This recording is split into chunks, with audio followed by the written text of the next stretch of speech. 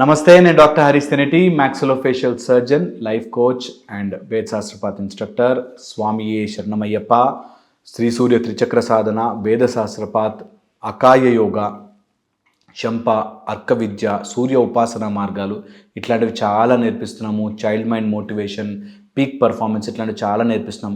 మీ దగ్గర సమయం కుదిరితే, ఆ కాస్త డబ్బులు మీ దగ్గర ఉంటే ఖచ్చితంగా కోర్సులో జాయిన్ అవ్వండి, నేర్చుకోండి, ఒక్క అడుగు పైకి వేయండి, ముందుకు వెళ్ళండి. ఎందుకు చెప్తున్నానంటే వింటున్నాము వదిలేస్తున్నాము అనేది ఎప్పుడూ మన జీవితానికి టైం వేస్ట్. వింటే ఆచరించాలి, లేకపోతే స్కిప్ చేసి పక్కకి వెళ్ళిపోవాలి. అలా ఉండేటట్టయితేనే జీవితం మార్పు చెందుతుంది. అందులోనూ ఈరోజు మనం మాట్లాడుకోబోయే ముఖ్యమైన అంశము, ఈ మధ్య చాలామంది కమెంట్స్ రూపంలో కూడా పెట్టారు, చీటింగ్. నన్నొకడు మోసం చేశాడు, నన్నొకడు మోసం చేశాడు. కానీ ఇప్పుడు వాళ్ళని నమ్మచ్చా నమ్మకూడదా? అప్పుడు మోసం చేశారు కానీ ఇప్పుడు నమ్మచ్చా నమ్మకూడదా?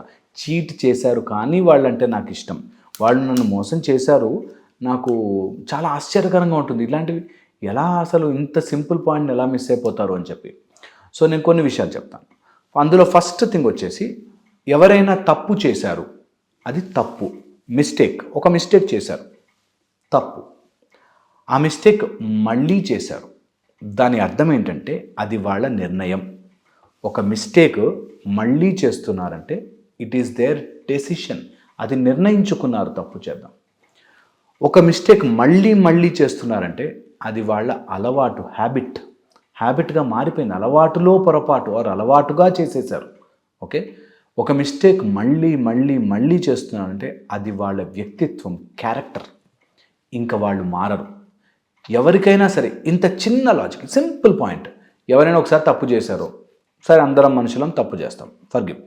సెకండ్ టైం తప్పు చేశారు, అది వాడు కావాలని నిర్ణయించుకుని చేశాడు. మూడోసారి తప్పు చేశాడు, ఓకే, హ్యాబిట్గా మారిపోయింది, అలవాటుగా అయిపోయింది. నువ్వు సిగరెట్ తాగొద్దు అని చెప్పావు, లేదా అమ్మాయితో మాట్లాడొద్దు అన్నావు, లేదా ఇలా చేయొద్దు, అబ్బాయితో ఇలా బిహేవ్ చేయొద్దు అని చెప్పావు, అయినా చేస్తున్నారు అంటే అది వాళ్ళకి అలవాటుగా మారిందేమో మూడోసారికి. నాలుగోసారికి అది వాళ్ళ క్యారెక్టర్, ఇక మారరు. 3-4 సార్లు చెప్పాక కూడా వాళ్ళు అది రిపీట్ చేస్తున్నారంటే ఇట్ ఈస్ దేర్ క్యారెక్టర్, అది ఇంకా మార్పు చెందదు. ఒకవేళ అది మార్పు చెందాలి అంటే ఎయిదర్ షాక్ కానీ, లేకపోతే దానికి సంబంధించిన పనిష్మెంట్ కానీ, లేకపోతే వాళ్ళ లోపల స్వతహాగా లోపల నుంచి ఒక పశ్చాత్తాపంతో ట్రాన్స్ఫర్మేషన్ కానీ, ఇవి రాకపోతే జరగవు. చాలామందికి అర్థం కాని విషయం ఏంటంటే, వీళ్ళు ఎమోషనల్ అటాచ్ అయిపోయి, ఒక అమ్మాయి ఈ మధ్య నా దగ్గరకు వచ్చి, నాకు ఆ అబ్బాయి తెలుసు సార్, వేరే అమ్మాయితో తిరుగుతున్నాడని తెలుసు సార్, అయినా కూడా నాకు ఆయన మీద ప్రేమ, నాతో చెప్పేశాడు, నాకు ఆ అమ్మాయి దగ్గరికి వెళ్తాను కానీ నువ్వంటేనే నాకు ఇష్టము, కానీ నేను అప్పుడప్పుడు ఆ వేరే అమ్మాయి దగ్గరికి వెళ్తానని చెప్పి. అది చీటింగ్. అంత సింపుల్ పాయింట్ ఎలా మిస్ అయిపోతాం? చీటింగ్. నీకు ప్రేమ ఉంటే ప్రేమ ఉంది, వాడితో మాట్లాడాల్సిన పని లేదు, ఉండాల్సిన పని లేదు. ప్రేమ వేరు, నువ్వు దగ్గర ఉండి నేను బండి మీద తిప్పడం వేరు. ఇంత సింపుల్ పాయింట్ను కూడా ఎందుకో కొంతమంది మానసిక ఇంబ్యాలెన్స్ వల్ల, ఆ మానసిక వీక్నెస్ వల్ల డెసిషన్ తీసుకోలేరు. ఈరోజు నేను ఈ మాటగా చెప్పేస్తున్నాను మీకు, ఈ వీడియో పెట్టుకుని, నా లైఫ్లో నన్ను చీట్ చేసి మళ్ళీ చీట్ చేస్తున్నాను. మొగుడు కావచ్చు, భార్య కావచ్చు, పిల్లలు కావచ్చు, ఇంకేదైనా కావచ్చు, ఎవరైనా కావచ్చు, బిజినెస్ కావచ్చు, ఎనీథింగ్, వాళ్ళని వదిలిపెట్టేయండి. It's their character. ఇంకా చీట్ చేసిన వాడిని, మోసం చేశాడు కానీ సార్ అప్పట్లో నన్ను బాగానే ప్రేమించేవాడు అంటారు. ఎందుకు? వై? అంత కామన్ సెన్స్ లేకుండా ఎందుకు బ్రతకాలి మనం? నిజంగా ప్రేమ నా సైడ్ నుంచి ఉంది, వాడు ఎప్పుడు సంతోషంగా ఉండాలని నేను కోరుకుంటా, అంతే. ఇంకా దాని గురించి తలుచుకుని బాధపడడం ఈజ్ మిమ్మల్ని మీరు మోసం చేసుకోవడం. చీటింగ్ని మీరు ఎంకరేజ్ చేస్తున్నారు అంటే మీరు ఎమోషనల్ ఫూలిష్గాను, లేకపోతే మీ జీవితపు విలువ మీకు తెలియకుండా ఉండడము అన్నది నిజం. మీ జీవితాన్ని మీరంత విసిరేసేటట్టుగా ఉంటే మీకు అలాంటి వాళ్ళే వస్తారు. ఇది ఒక లెవెల్. సెకండ్ పాయింట్ చెప్తాను. ఈ సెకండ్ పాయింట్లో ఎవరైనా మనని చీట్ చేస్తున్నారు అంటే మనం ఏంటి అని చూసుకోవాలి. ఒక బెల్లము చుట్టూ ఈగలు చీమలే వస్తాయి. మనం డైమండ్ అయి ఉంటే ఈగలు చీమలు రావు. ఆ డైమండ్ని అమ్మగలిగే వర్తకుడు వస్తాడు కదా. అలాగా మనమేమో చీప్గా బెల్లములాగా ఉండిపోతే ఈగలే వస్తాయి.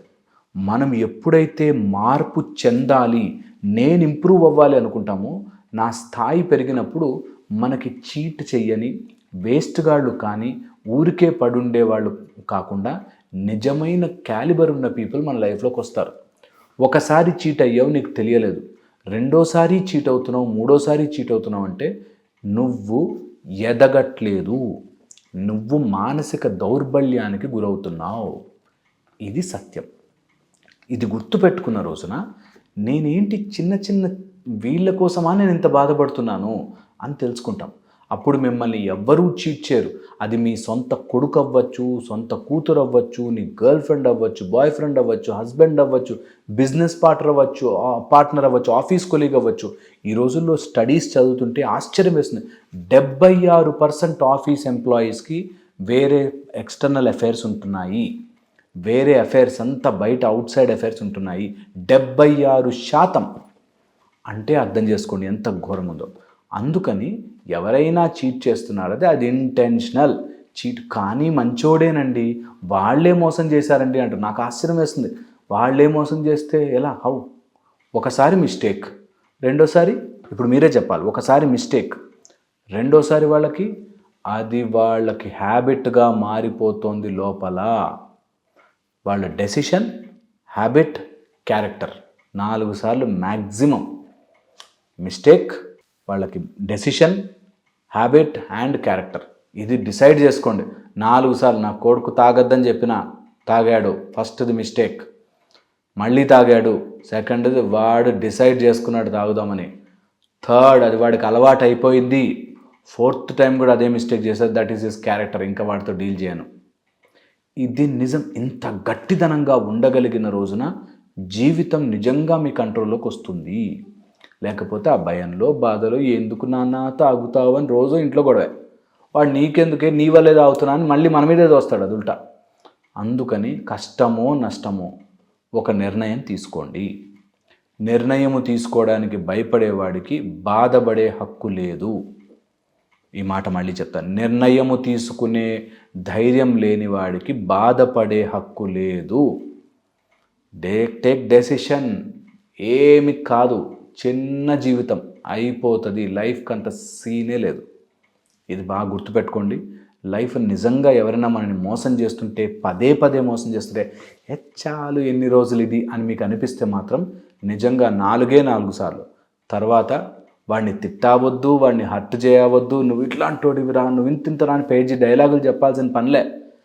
మోసం చేశాడా, అది వాడి క్యారెక్టర్ ఏమో, డిలీట్. వాడిని కంట్రోల్, డిలీట్, ఫినిష్. ఇంతే సింపుల్ లైఫ్. నిజంగా ఇంతే సింపుల్. ఇంతకు మించి ఏమీ లేదు.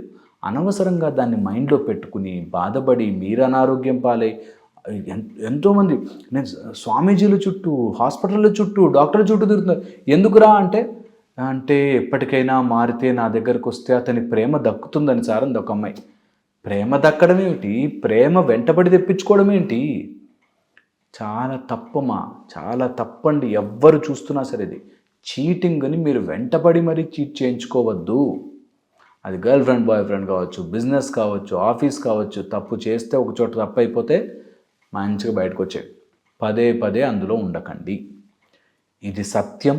దీన్ని తెలుసుకునే ప్రయత్నము చేయండి. ఎంత త్వరగా దీని సత్యముని ఎప్పుడైతే పట్టుకుంటారో మీరు నిజంగా జీవితం బాగుంటుంది. నేను చెప్పింది ఆలోచిస్తారని. అండ్ ఇంకో వీడియోలో మళ్ళీ కలుస్తాను. సంతోషం.